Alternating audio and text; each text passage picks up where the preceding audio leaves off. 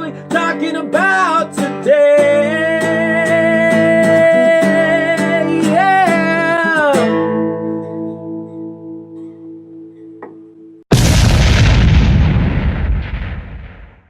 Hello everybody and welcome to another What Are We Talking About review. Today we're talking about Dunkirk.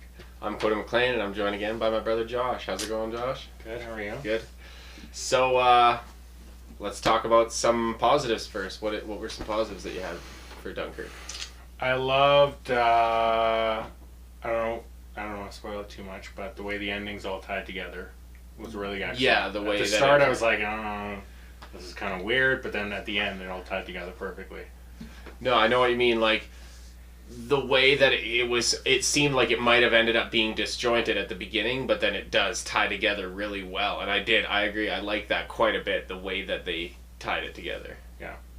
And then there was a couple, because of how they had kind of three storylines that all met up together at the end, there was a couple of kind of mini reveals that were just kind of neat to see throughout the movie. Yeah, no, for sure. Like, when there was different times where you saw something play out in one part of the storyline and then you saw it from a different point of view later, kind of thing, and like I thought that stuff was really cool. Mm-hmm. Everybody that was in the movie, I think, did a really good job of acting. Like, there was nobody that took me out of the movie. Like, other than when I first saw Harry Styles, I was like, oh, that's Harry Styles. But he did a really good job. Like, he sold me that he was this character. Everyone seemed... Like, it seemed really, extremely real. Yeah, I heard it was good. Kenneth Branagh is kind of, like, he's always good, but it was nothing spectacular. Like, he can do it in his sleep. No, for sure. It was fine, but it was nothing special. Harry Styles, I thought, was really good. And Mark Rylance. Yeah, Mark Rylance was absolutely really awesome. Yeah. Yeah. The thing about this movie, I don't know that there's going to be any... Like, there's no best actor in this movie. There's not even really a main character. No. You could argue a couple of different people to be the main character, but... like, I'd say there's Mark Rylance. I don't know who the actor is, but the one actor that ends up meeting up with Harry Styles. Yeah, and then Tom Hardy. Like, yes. The three main characters. Yes, I would agree with that. The land guy, the sea guy, and the air guy. Yeah. But, yeah, so... But even... They all kind of... There's nobody that takes up the whole movie. Mm-hmm. And... So it is kind of an ensemble in that regard. And the biggest thing about this movie is, like, there's not a lot of dialogue in it, but the way that it makes you feel is incredible. It absolutely feels... Like, it's kind of a cliche to say, oh, it feels like you're there, but it feels like you're feeling the things that the characters are feeling. It's so visceral of an experience. And we didn't even get to see it in IMAX because... the theater that we get to go to, like our closest theater, is really small. So they played Spider-Man again in IMAX because they know they're going to make money off of that. Whereas this movie deserves to see it in IMAX, and it was still phenomenal, even though we didn't get to see it in IMAX. Yeah, I'm sure in IMAX would be even better. Mm-hmm. Yeah, as for, like, the negatives for the movie, I can't even really think of any off the top of my head. Did you have any? No, I kind of, what's, the actor's name? I can't remember now. The guy from Cillian Murphy. Yeah, Cillian Murphy. His character was kind of like, I don't know what the point of him being in it was. Again, there was kind of a little reveal with his character, but not, like, a huge thing. So, I don't know, his character being there, it didn't take away from the movie, but it didn't really add anything either. See, yeah, no, and I disagree with you a little bit on there.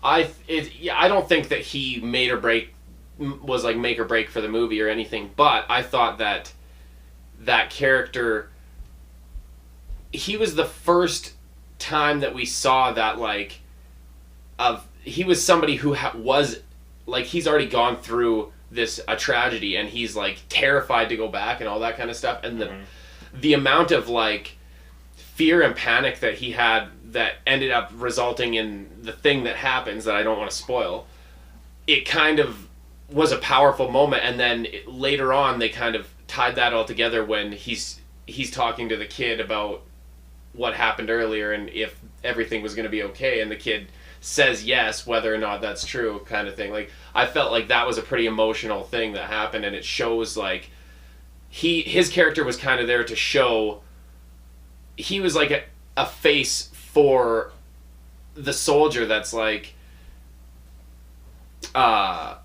just the way that he portrayed the like fear, even though these guys are going there to put their life on the line. Like, he's seen some shit, and yeah, I don't really know how to explain what I'm thinking, but I just thought that he did, like, it's not like his performance was amazing, but that character, I'm glad that it was in there. Like, yeah, it was fine. But no, I can understand it. If you didn't. And the other thing, and this is just because I'm kind of a history nerd, that it just ends at the end of the movie. I can't remember exactly what the last shot was, but the movie's just over, and then you get the credits. Mm-hmm. Normally in a historical drama, you would get like, X number of people died. Whatever. But they kind of did tie that up where Kenneth Branagh says they thought they were going to get 35,000 and they ended up getting 300,000. Oh yeah, that was good. I just would like more, like, I don't know, the Allies managed to save however many people ultimately or whatever. Yeah. Or this was, because I don't even know if they said when exactly this was, because I'm not familiar with this. Yeah, I don't know if they said the year or not. How long before D-Day this was. So. Yeah, I'm not sure, but yeah, I can understand what you mean by that, because it just kind of ends with them, I think, on the train. Like, the last shot is of that kid on the train. He like reads the newspaper and then looks back at Harry Styles, and he's like he just like makes a face, and then it cuts to black or whatever. Yeah. But yeah, I don't know. It's definitely a different film for Christopher Nolan. Like, most of his movies have a lot of somewhat witty and definitely really smart dialogue. And this movie, the entire, like, you could watch this movie and not speak English, and you would have the same experience, basically. Because the words that are spoken aren't what's telling the story. It's the stuff you're seeing and the stuff you're feeling based on what you're seeing, kind of thing. Yeah, this almost felt more like a Steven Spielberg movie. Yeah, no, for sure. Absolutely. And lots of people, one thing that people were worried about going into the movie was that it was a World War II movie that's rated PG-13 and not R. But I think that this movie showed the horrors of war completely and of this event without having that R rating. Yeah, like, it was like a movie like Hacksaw Ridge, which is extremely gory, shows that. Or Saving Private Ryan, there's a lot of like that opening scene especially. Yeah. This was more just showing like how terrified these like 18-year-old kids are in war. Absolutely. But there is even a couple of death scenes that were pretty hardcore for PG-13. Yeah. Like, this is a pretty, like, just because there's no blood and no swearing is why I would say it's PG-13. It's still, there's violence and like, it's not gratuitous violence by any means, but it's definitely like progresses the story and shows, like you said, this like fear of war and like that kind of thing. These 18-year-old kids, like, that's one of the things I noticed, that like how young some of these people are, and the fact that they were probably even older than the people that were actually fighting in the war. Like, how old is Harry Styles? He's got to be in his 20s. Yeah, for sure. Exactly. So it's like, it's just amazing. This movie, if you ever want to teach somebody how war is a bad thing, show them this movie, because it shows you how hardcore war is without making it over the top at all. Yeah. Well, yeah, and I mean, there's one character who is so desperate to get out of there, he steals a dead guy's uniform and buries the body. Yeah. Just so he can get the hell out of there. Absolutely, yeah. And yeah, that was a good reveal too later on. I absolutely loved the movie. And like I said, I can't even really think of any negatives. So, yeah. Overall thoughts and a score. I think 10 out of 10. It was really good, really well acted, really well, everything. I wouldn't say really well written, because there was not much dialogue in it, but it was really well shot and everything, and well paced. Yeah, but in terms of dialogue, you're right. But the writing of, like, I assume Christopher Nolan wrote. I don't know how much. That's the thing. I don't know the story of Dunkirk. like I would say there was not much writing. I'd say it was more just him directing the story. He probably it's had a true story or whatever, and so he can just base it off of that. Is what you mean, right? Or... Well, yeah, and he probably had like a general storyboard of what he wanted to do. But I would guess a lot of the movie was him directing.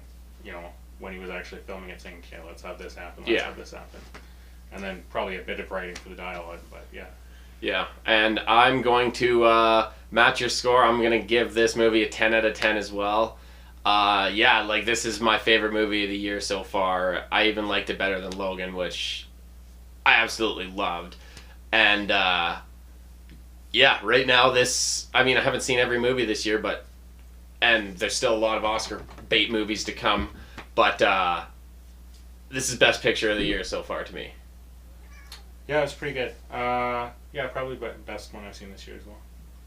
So that's our thoughts, but we'd like to know, what are your guys' thoughts? Have you seen Dunkirk? Did you enjoy it? Let us know in the comment section down below. But that's going to be it for us for this review. Thanks for watching, and until next time, never stop supporting your country. Peace. Glad to see you here on YouTube.